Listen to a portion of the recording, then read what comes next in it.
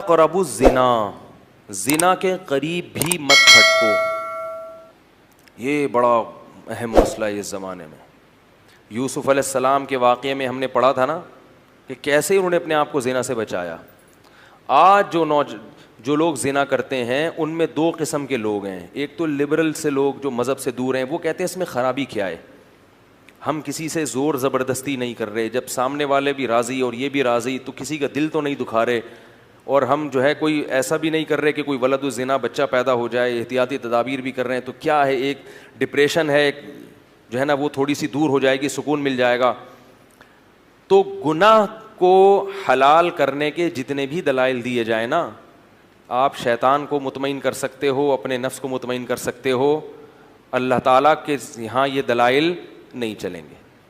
اگر اس کی کوئی گنجائش ہوتی کہ آپ کو میں بہت مجبور ہو گیا ہوں بھائی، میں نکاح کے میرے پاس اسباب نہیں ہیں، وسائل نہیں ہیں، مجھے رشتہ نہیں مل رہا، میں مجبور ہو گیا ہوں اور میں جو ہے نا ڈپریشن کا مریض بن گیا ہوں، میری راتوں، بعض لوگ پر شہوت کا ایسا غلبہ ہو جاتا ہے، کوئی بھی عذر قیامت کے دن نہیں چلے گا.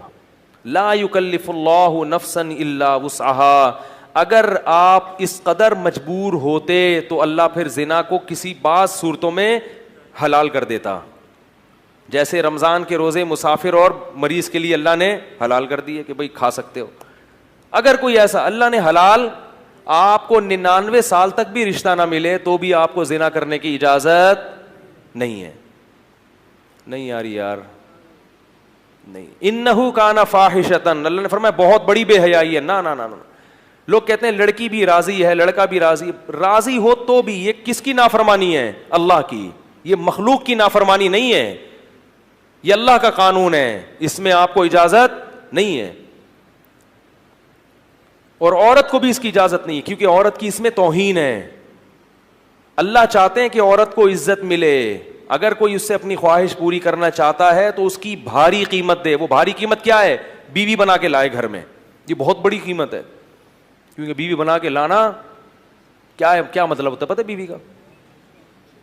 ہیں بڑی یوں کر کے آپ غصے میں دیکھ رہے ہیں. بیوی بنا کے لانے کا مطلب کیا ہے؟ اب آپ رات کو لیٹ گھر میں آؤ گے، جھاڑ پڑے گی، لڑکی کے ابا پوچھیں گے کدھر سے آ رہا ہے بے.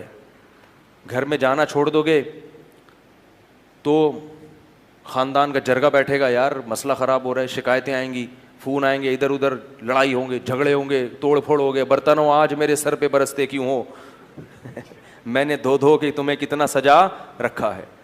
روز لیتی ہے تلاشی وہ پولیس کی مانند، پوچھتی ہے کہاں پیسوں کو چھپا رکھا ہے. سمجھ رہے ہیں؟ پھر سالے بھی ہوں گے آپ کو جہیز میں ملیں گے، پھر اس کی اولاد کی ٹینشن، پھر طلاق دینا بھی آسان نہیں ہوتا. تو پھر وہ بیمار ہوتی ہے، اس کا علاج کرنا پڑے گا آپ کو. تو یہ عورت کو کیا ملتی ہے؟ عزت. نہیں آ رہی بات؟ عورت سمجھتی ہے صرف پیسے میں عزت ہے. زنا کرو اتنے پیسے مل گئے تو یہ عزت نہیں ہے. پیسے تو ماسیوں بیچاریوں جو گھر میں کام کرتی ہیں ان کو بھی مزدوری پکڑا دیتے ہیں، جھاڑو لگانے کے، پوچھا لگانے کے. بھنگیوں کو بھی دے دیے جاتی ہیں اجرت کے پیسے. تو اللہ نے مرد پر بہت ریسٹرکشن کی ہیں، پابندیاں لگائی ہیں. کیوں؟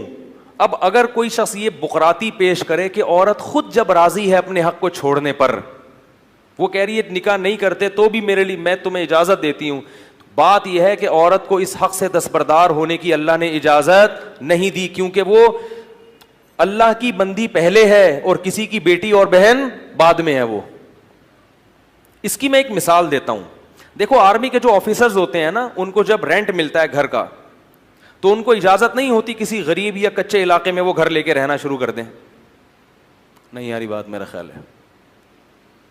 بھائی کوئی بریگیڈیئر کرنل ہو، آرمی رینٹ دیتی ہے نا بعض اپنے آفیسرز کو کہ آپ کراچی میں فلاں جگہ پہ رہ سکتے ہیں. اس نے کیا کیا، وہ 1,00,000 روپے رینٹ منظور کروایا اور مچھر کالونی میں جو ندی ہے نا اس کے تھوڑا سا ارلی سائڈ پہ ٹھیک ہے ایک گھر لے لیا. آرمی میں الاؤ نہیں ہے. کیوں؟ اس میں آفیسر کی بے عزتی ہے. اب کوئی آفیسر کہے کہ میں جب اپنی بے عزتی پہ خود ہی راضی ہوں، بھائی میں یہ پیسے بچا کے غل غپاڑے کروں گا، اڑاؤں گا پیسے، اور میں 5,000